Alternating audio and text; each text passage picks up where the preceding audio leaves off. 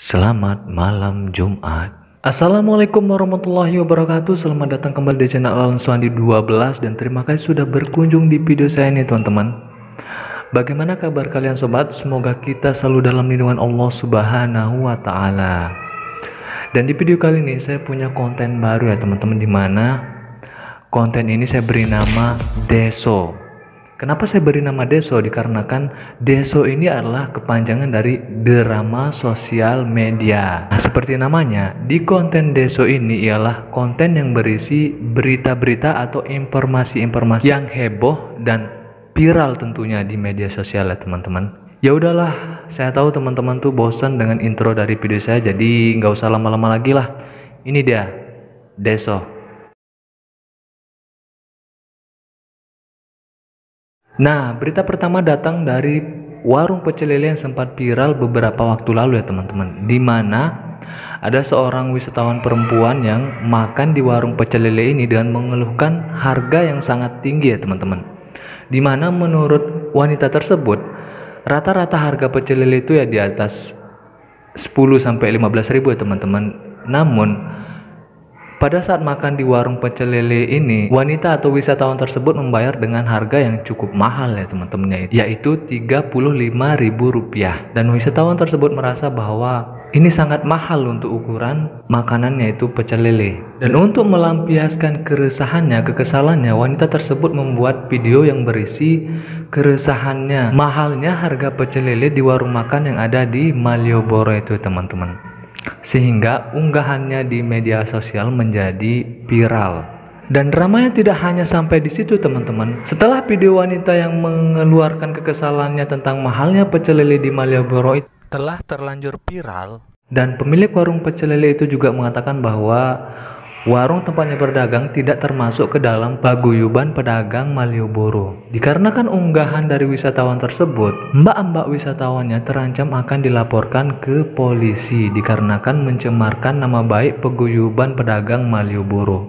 Namun Pemkot meminta pedagang untuk mengurungkan niatnya. Wakil Wali Kota Yogyakarta Heru Purwadi mengatakan, "Saya meminta pedagang pecel lele supaya tidak mempermasalahkan pengunggah kasus pecel lele, dikarenakan wisatawan tidak tahu persis mana wilayah Malioboro dan perwakilannya." Dan buntutnya, pada Sabtu tanggal 29 Mei 2021, Pemkot menutup 3 warung pecel lele yang diduga mematok harga tidak wajar di kawasan Malioboro, dan termasuk warung pecel lele yang diviralkan oleh mbak-mbak wisatawannya ya teman-teman.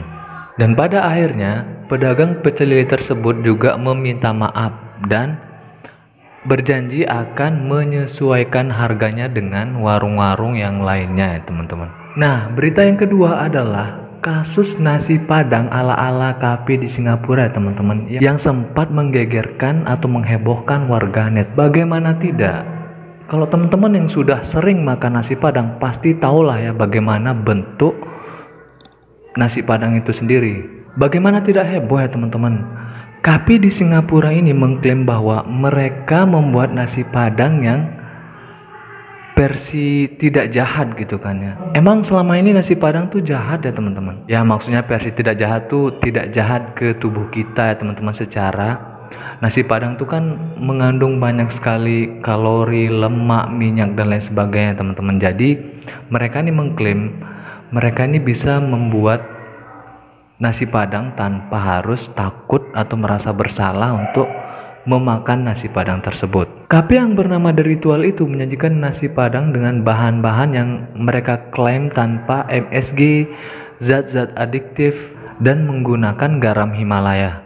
Kemudian di caption foto unggahan Kafe The Ritual ini mencantumkan kata-kata yang dinilai menyindir versi nasi padang yang aslinya ya teman-teman. Captionnya itu seperti ini teman-teman. Tersedia pengambilan dan pengantaran nasi padang The Ritual tanpa bumbu jahat. Makanan tanpa bersalah beneran.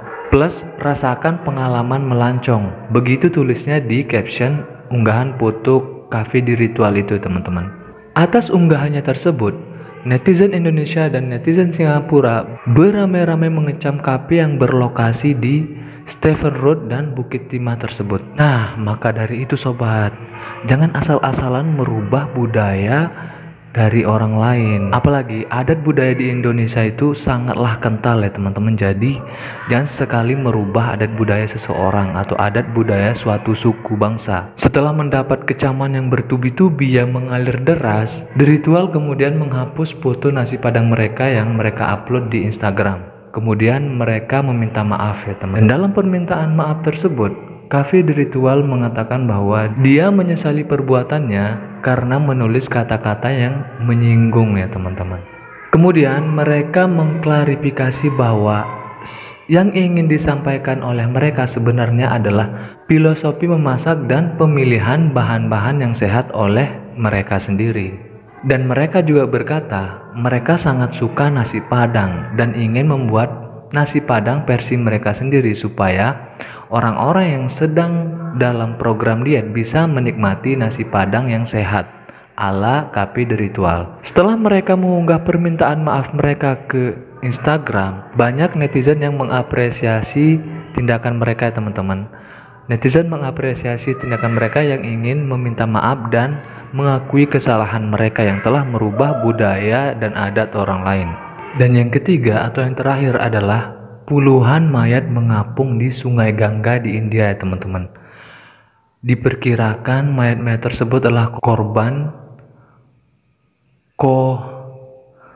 gimana ya gue nyebutnya, takutnya video gue tuh di-banned gitu karena nyebutin masalah ini.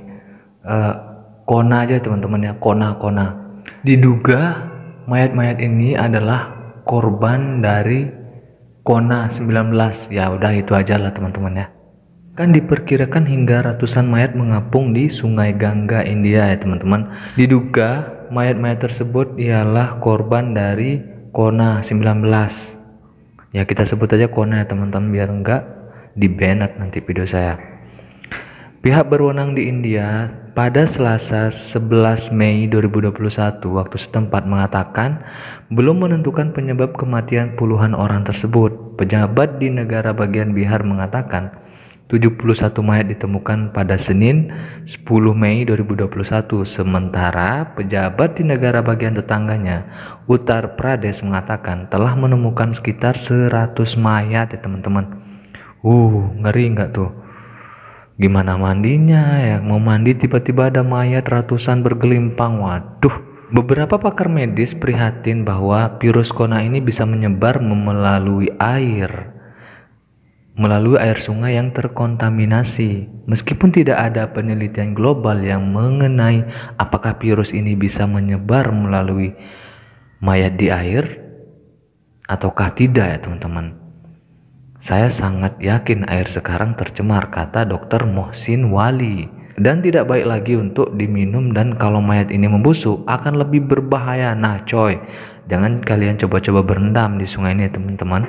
Selain terkontaminasi virus Corona, nah kalian juga bakal terkontaminasi oleh bau busuk dan bakteri-bakteri dari mayat yang membusuk ya. Kemudian pihak berwenang melakukan otopsi namun belum bisa memastikan penyebab kematian mayat-mayat tersebut karena mayat-mayat tersebut telah membusuk. Dan di India, menurut Universitas Johns Hopkins mencatat hampir 330.000 kasus baru dan 3.867 kematian terkait virus corona ini teman-teman. India sedang dilanda krisis corona. Nah, India ini ya teman-teman memiliki jumlah kasus terkonfirmasi tertinggi kedua di seluruh dunia dengan hampir 23 juta kasus dan angka kematian tertinggi ketiga dengan hampir 250.000. Meskipun para ahli mengatakan angka sebenarnya hampir dipastikan jauh lebih tinggi ya teman-teman. Gak kebayang deh teman-teman ya kalau kita di posisi India saat ini ya teman-teman. Waduh. Amit-amit, semoga kita selalu dijauhkan dan dilindungi dari mara bahaya oleh Allah Subhanahu wa taala ya teman-teman. Amin. Dan dikutip dari The Hindu, penduduk desa pertama kali melihat puluhan mayat di sepanjang tepi sungai Gangga pada Senin dan langsung memberitahu pejabat lokal.